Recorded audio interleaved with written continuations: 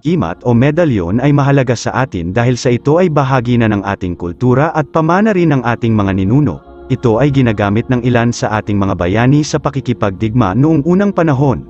Katunayan, ang ilan sa mga ito ay iniingatan at nakadisplay ngayon sa Museo ng San Juan at ang iba naman ay nasa Museo Sugbo.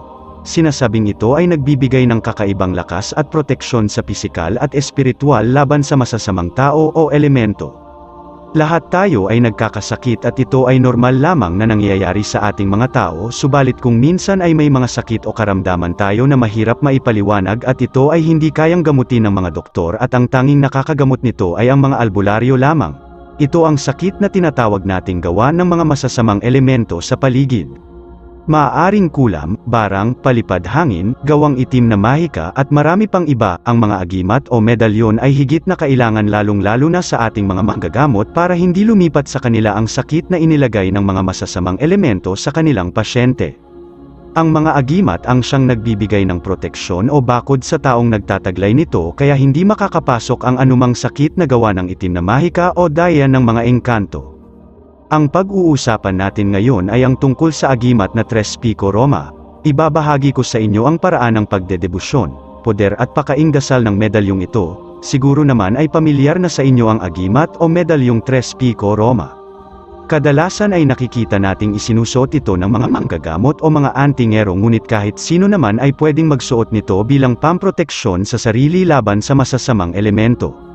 Bago natin ibahagi ang mga dasal dito ay alamin muna natin kung ano ang ibig sabihin o basag ng nakasulat sa agimat na Tres Pico Roma.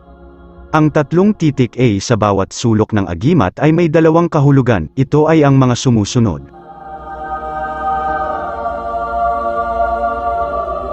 Sa gitnang bahagi ng agimat ay nakaukit ang mata at ito ay ang mata ng Infinitude Diyos at sa ibabang bahagi ng mata ay nakasulat ang salitang Roma na ang ibig sabihin ay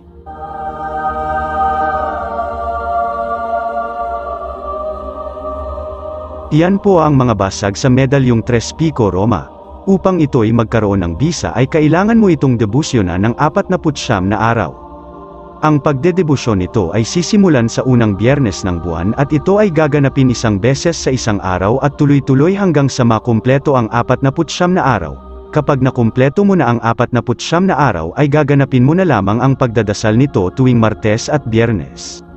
Kung ikaw ay mataimtim o taos-pusong nagdedebusyon ay asahang ipagkaloob sa iyo ng mahal nating Panginoong Diyos ang taglay nitong kakayahan. Sa pagkakataong iyon ay magkakaroon na ng gabay ang iyong agimat na Tres Pico Roma na siya ring magiging gabay mo upang iiwas ka sa kapahamakan at kung nabuksan mo naman ang iyong third eye ay siguradong makikita mo ang iyong gabay. Para naman sa mga ipinagbabawal na gawin kung ikaw ay may taglay na agimat ay hanapin lamang ito sa isa sa aking mga videos.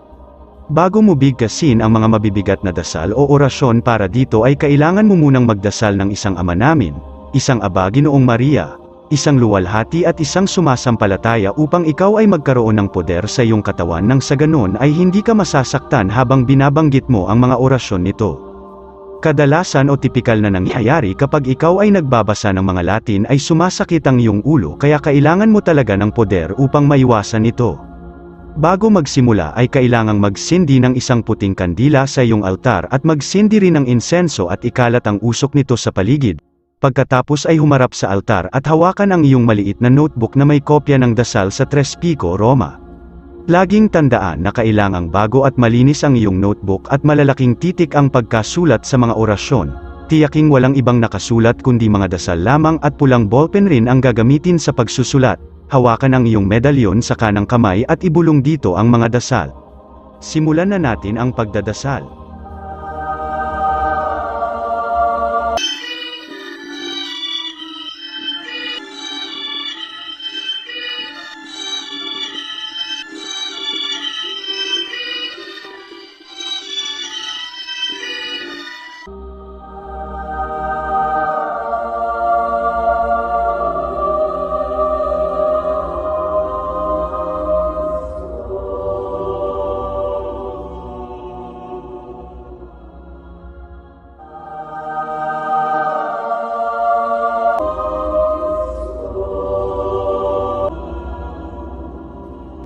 Pagkatapos ay iihip ng pakrus sa medalyon, gawin ang pag-ihip ng 3 beses.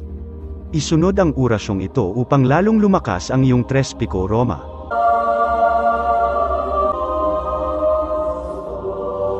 Pagkatapos ay iihip ng pakrus sa iyong agimat, gawin mo ang pag-ihip ng 3 beses. Yun lang ang mga dasal na kailangan mong usalin sa pagdedebosyon ng Tres Pico Roma. Madali lang naman ito usalin ngunit mahirap kumpletuhin ang 49 na araw na walang patlang na pagdedebosyon dahil kung minsan ay bigla mo itong makalimutan sa hindi maipaliwanag na dahilan at kapag nakalimutan mo ito ng isang araw ay babalik ka ulit sa umpisa. Ibig sabihin, kailangan mo ulit maghintay ng unang Biyernes ng buwan upang simulan ito, kaya naman, laging ituon ang atensyon mo sa panahon ng iyong pagdedebosyon at kung maaari ay huwag uminom ng alak para hindi makalimot at bilang paglilinis na rin sa iyong sarili. Piliin ang wastong oras sa pagganap ng dasal, ito ay ang mga sumusunod. Alas 6 ng umaga, alas 9 ng umaga, alas 12 ng tanghaling tapat, alas 3 ng hapon, alas 6 ng hapon at alas 9 ng gabi. Laging tatandaan ang mga bilin kapag tayo'y magtataglay ng agimat upang maging kalugod-lugod tayo sa paningin ng mahal nating Panginoong Diyos. Ang pagbahagi ko ng ganitong mga kaalaman ay walang hinihinging anumang kapalit, ito'y taos puso kong ibinabahagi sa lahat ng mga taong gustong matuto sa espiritual at naghahanap ng mga dasal sa kani-kanilang hawak na agimat at sa mga taong gusto ring mas maipalapit ang sarili sa ating mahal na Panginoong Diyos. Ikaw ay talagang mapapalapit sa Diyos dahil kapag pumasok ka sa ganitong uri ng pag-aaral ay araw-araw ka nang magdadasal o makipag-usap sa Diyos at gawin mo ito habang buhay. Dahil diyan, unti-unti mo nang baguhin ang iyong sarili mula sa mga malimong nakasanayang kagawian. Naway pagpalain tayong lahat. Maraming salamat.